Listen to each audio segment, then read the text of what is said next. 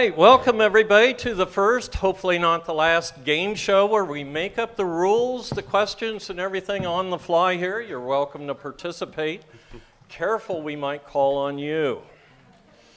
So, in no particular order, starting at that end, go ahead and tell us who you are and what you're here about and stuff. My name is Levi Maaia. My booth is Levi's Retro Bridge, and I brought my childhood Apple II GS, a Commodore 64 that I recently restored, and I'm all about getting them connected to modern networks, ChatGPT, that kind of thing. Nice. I'm Sean. I'm Action Retro on YouTube, and I brought 3 laptops running the most reasonable, reliable operating system possible, Apple Rhapsody. Excellent. Very nice. My name's John Riney. I'm a programmer, but I have positive attributes as well. I brought a selection of, actually most, of the non-DOS compatible Radio Shack Tandy portables made between 83 and 87. So. Marc Rifkin. I grew up with Commodore computers. I interned at Commodore, then I worked for Scala, and I brought a video toaster. Nice. I'm Bil Herd. I worked at Commodore where we plotted the overthrow of the world and failed. So, in no particular order, I don't even know if we have teams. Do we? Oh, I know. Everybody against PC. Because we don't like PC. Okay, question 1, and just raise your hand if you know the answer. Matter of fact, you guys can participate. How slow is the Commodore serial bus? Ooh. You were first? So slow. More emotion, yes. 8 bits. Okay, once again, you've lost your parody bit. Yes, how slow is the Commodore? About 273 bits per second. No, I was going to say unreasonably. Ding, ding, ding, ding, ding, ding, ding. Is it 273? It's a little less than 300. At least.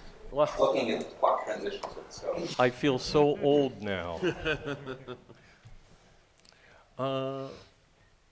See, when you get old, you have to do this.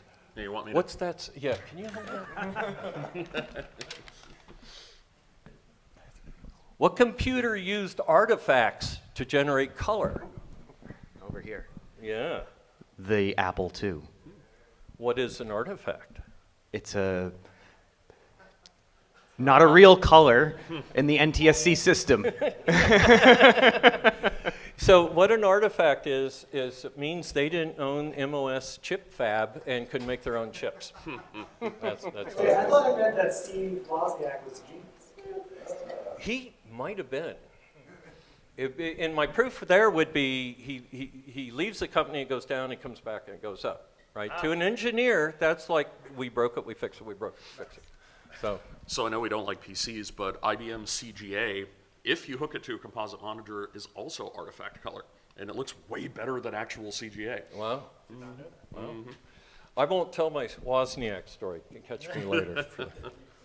All right. I'll accept 2 answers on this. What does NTSC stand for? Ding! What? Never the same color. Right. Never the same color twice. All right. I thought it was never twice the same. You see, I love misspelling it as part of the joke, right? And now it's never the same answer twice. Perfect. Not toss. What computer is known for the antique chipset? Okay, somebody from the audience, because you guys don't know.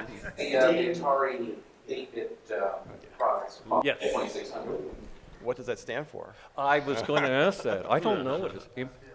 What's ANTIC stand for? Not the same color twice. Go ahead, Evie. Alphanumeric television interface adapter. Wow, very cool. Hang on. For that answer, you get a... That's literally the only prize we have on this show. All right. Complete the following list of names. Paula, Denise, which of the 3 goes? Betty, Flora, or Agnes? Yes? Agnes.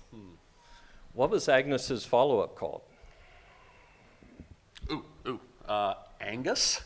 Wasn't there, like, is that something else? Agnes 2. No. Good try. There's like a play on word somewhere. Fat Agnes. Fat, okay.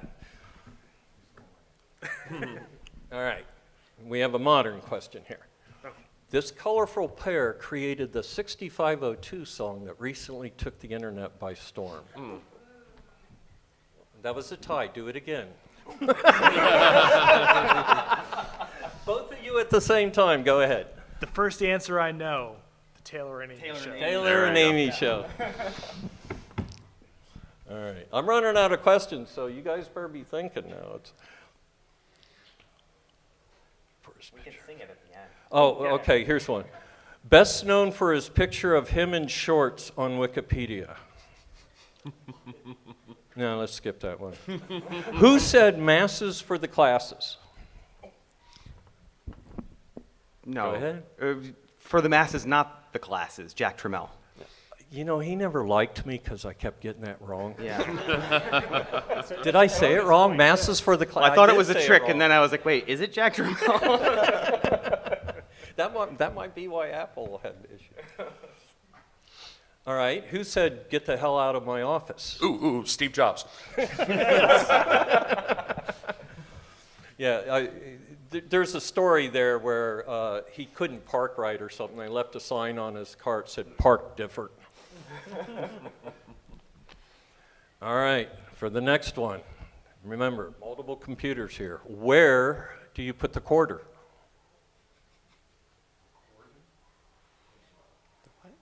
Coin slot. Yeah.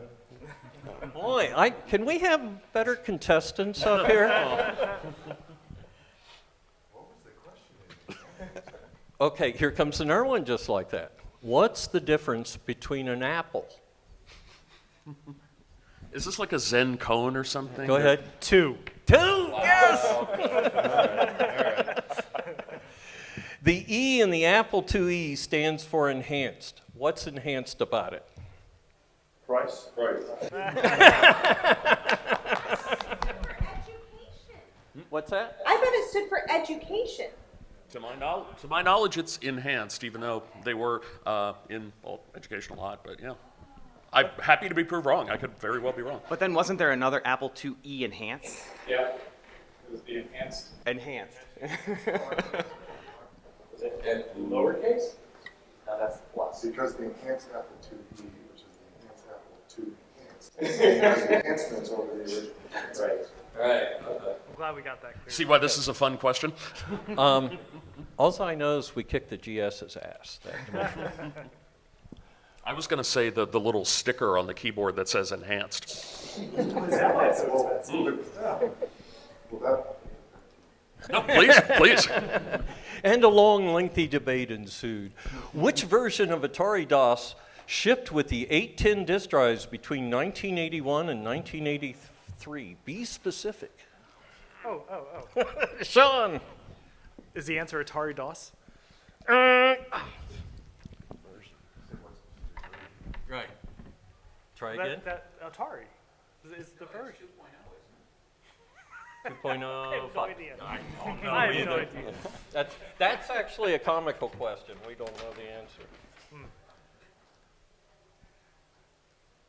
What early computer game helped sell Atari 800s over Apples or computers or Commodores? Star Racers. Yes. Was it Minor 2049er? What's that? Was it Minor 2049er? I don't know. What was your guys' favorite game on Commodore? Impossible Mission. The Smurfs. Hubert. What? Commando. Okay. 32. Yeah. Castle Wolfenstein. Yes. Yes. We played a lot of Jumpman in the building. I didn't like it. All right. Oh, I like this question because I know this. How many players and missiles were available on the screen at the same time in Atari player missile graphics? Look at you guys first. The Commodore was way better. I'll tell you that. We had sprites. They had missiles, player missiles. 6. Mobs. Yes. Either one, go ahead. 4 plus 1, respectively. What was the question? Was How many players and missiles were available on the screen? No. Actually, I don't think this is the right answer. Oh. No, isn't it 2 and 2? Yeah, this has 4 and 4. Who did this? that handwriting's too good? It's not mine. Yeah, it's 2 and 2. It's the antique chipset. You didn't think that to invite Joe to cure for the panel, huh? There was probably no rules in writing the answers either. No. Well, I want to sit here and do Monty Python like the Hammers. The Hammers is the nickname of what English team? Nobody would know. What were one? they? What's that? Number 1, the No, larch. the Larch. What were they smoking when they designed the Atari video music? That's a real question. Reefa capacitors. Reefer, that's pretty close. That's pretty close. Oh, here's one. So. The apocryphal story, and I don't know if it's true, but I believe it in my heart that it is true. Atari had a big sales relationship with Sears. A Sears sales executive, fresh off the 2600 deal, was like, hey, what do you got next? And they show them the Atari video music, to which they respond, what were you smoking when you designed this? The responsible engineer opened his drawer, and handed it to him. Can I ask a question? Yeah, absolutely. Who designed the Atari? We were talking about that earlier. Who designed the Atari video chipset? Atari video music. Music. Oh, video music. Yeah, that's the device that's out there. That's what. Who designed the Atari video music console? Is the answer Bil Herd? No. Nobody knows? Go ahead. I don't know. Okay. Write that one down for next time. Okay, this one is in the form of an answer, and so you have to get it as a question. The answer is jail bars. I didn't raise my hand. Oh, yeah, you were reaching I was for just the reaching mic. for my Yeah. mic. It's his. Go ahead, you had your priorities straight. What do you have to look through to see the display of the 128? That's good, I like that. I was going to say, what did Commodore engineers narrowly avoid in Las Vegas? I would have accepted the end of the world or something like that. Who was Atari employee number 40? Oh, come on, anybody. Was it Was? Was it No. Steve Wozniak? Wozniak, or Jobs, yes. Which, by the way, back in Commodore in the old days, we didn't know how to say Jobs. We said Job, like in the Bible, but we all knew how to say Wozniak. What you got? Yeah. Oh, please. Yeah, please do. This is a please free-for-all. I'm running Do out whatever. yeah. For what company did Steve Wozniak's father was himself a double E work for? Go ahead. The question. What company did Steve Wozniak's father, who was also an EE, work for? Was it HP? That would have been my guess. Yes, Lockheed Missiles. Lockheed? Wow. Okay. All right. What East? Which historically makes sense because before Silicon Valley was computers, it was all military. Complete the following sentence. Easy to learn, hard to blank. Yes. Remember? Oh, I'm in. Repair? Easy to learn, hard to. Go ahead. Let's just go around the table. Fix? Yeah, repair. Anybody, go ahead. Hard to master. Yes, that's the Atari slogan. Easy to learn, hard to master. All right, here's a real question. I think that just means it eats quarters. Yes, it does actually, but it's simple play. Yeah. And Yep. The first 30 seconds to a minute drags you in, and then you're hooked. right, and yes, let me sit down and tell marketing that sometime, because. All right, who designed the case for the Atari Jaguar, the Commodore TED series, and the DEC Rainbow? Yeah, he was on all three. So my friend Ira Valensky did that, who passed on, so name shout for him. Yeah, Ira. Oh, Ira. I pissed off Ira one time. We were working on the Plus4, and the joystick didn't look strong enough to me.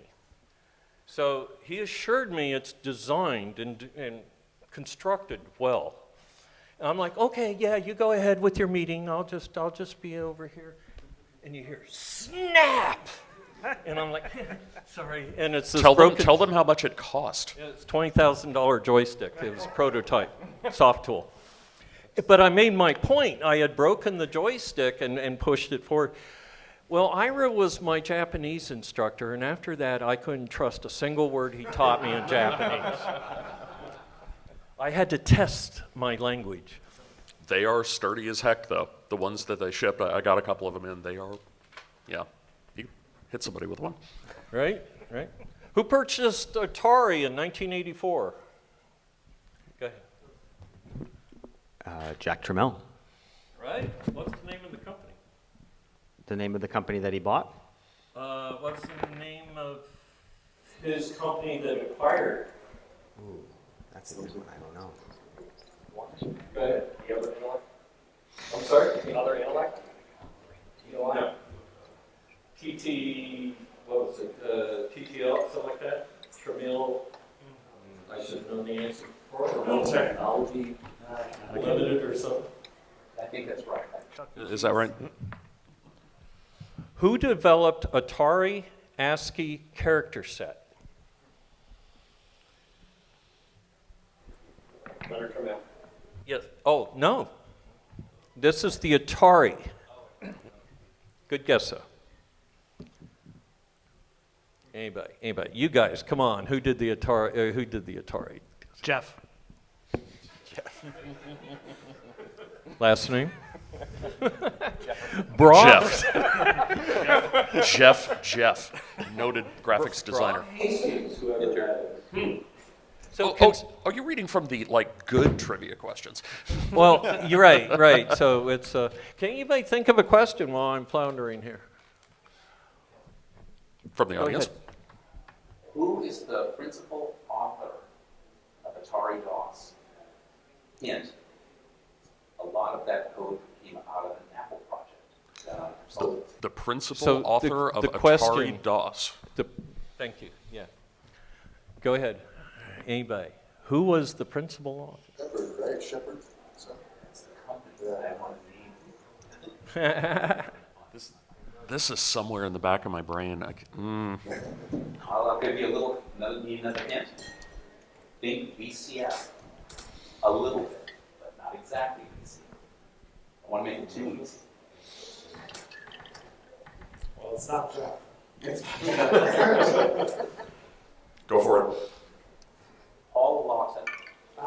Lawton Associates, I think, there was a company. Anyway, yeah. One of the principles of Shepherd and Systems that the fellow here in front mentioned. How long was the Atari 1200 XL on the market? Who said that? You got to ring in. Act like you're pushing a button. Ding. Yes. Mine sold longer. Ha, ha, ha, ha. There's actually one for sale in consignment. It's very lovely. All right. This is a Commodore question. To fix a timing issue it's a crosstalk issue. Sorry. To fix a crosstalk issue on the 128 during manufacturing, they added what kind of wire to it? Ooh, a yellow one. It was white originally. Go ahead. A bodge wire. A bodge wire, yes! Give me a sound effect on that one. Let's see, how about... I'll take it. Why, though? Oh, is anybody keeping score? Oh, we have to start over. So how long are we supposed to go for? Okay, very good. Yeah, start over. All right. Welcome, everybody, to The Hammers. The Hammers, the nickname. Yes. So from each one of you, you give me a worst take on why it was a good idea to include a Z80 in the 128. Worst take. Why it was a good idea. It was free. Repeat the question, please. Say the question, I'll repeat it again. From each one of you, From each one of you, your worst take your worst take on why it was a good idea on why it was a good idea to add a Z80 to the 128. to add a Z80 to the 128. I'll start. Go ahead. Marketing purposes. multiprocessor architectures are the future, even though they only work one at a time.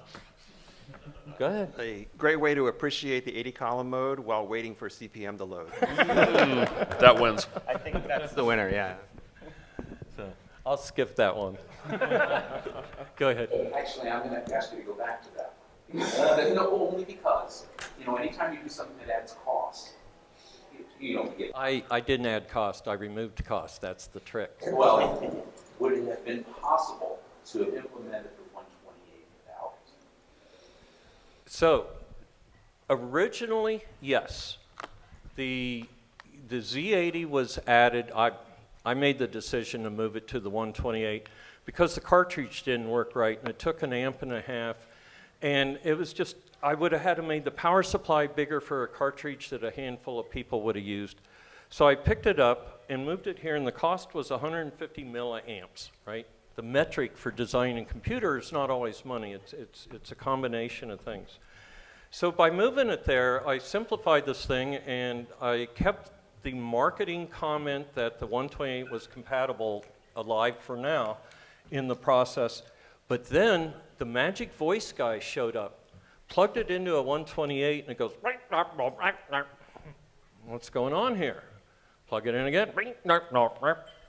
So I go and I scope it, and then I start laughing. They were sitting out there on the bus, real quiet, the cartridge. And as soon as I go for my reset vector, they'd go, ha-ha, and they'd grab it and do this and do that. Well, they don't know how to set up a 128. They know how to set up a 64. So overnight, we changed the code in an EEPROM right at the burner, where I literally cut out an inverter on the hardware board, where the Z80 woke up first, looked out there and goes, there's that cartridge. Let's go 64 mode.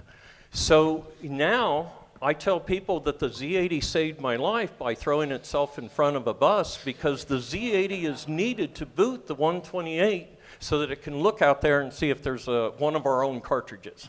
So that's the story. Here's the reverse question. So you had to do all of that work to make Magic Voice work because it's doing weird things with your reset vector, and I think even the cartridge like XROM and game lines and that stuff. They're on the fly. Yeah. Did you ever ask them what they were doing and why they were doing that?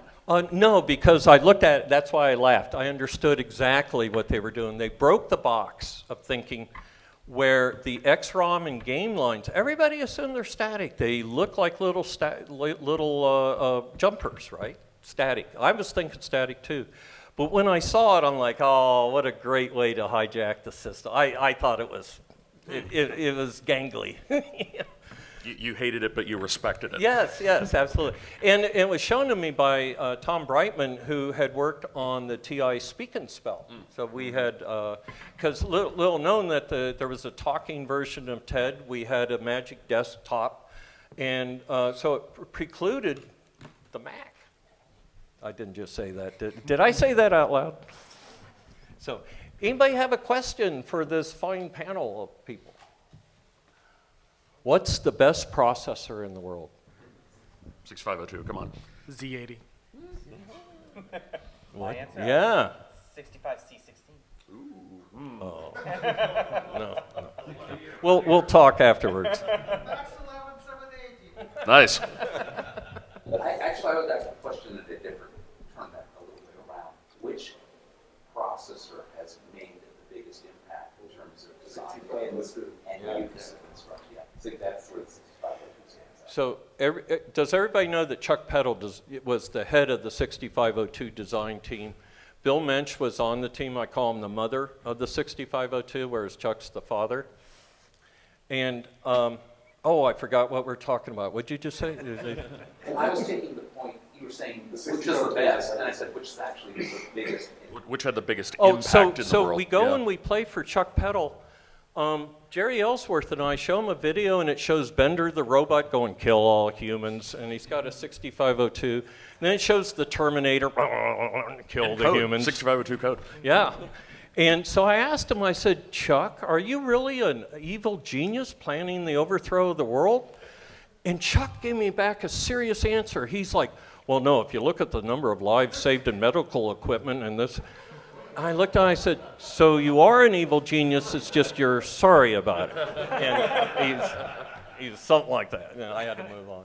Oh, can I finish a point I made earlier? Sure. So when I mentioned Paul Lockman in the context of Atari DOS, I only wanted to say, the reason I mentioned VCF is because he does the demonstration of the IBM 1401 at the Computer History Museum in Mountain View. Beautiful machine. Yeah. And he's there every day. If you ask nicely, they'll let you write code for it. They have an entire IDE of sorts for it, and if you ask really nicely, they'll let you punch it on a card deck and run it. So, all right, here's one for you. This is a hypothetical. Rate the following as doorstops.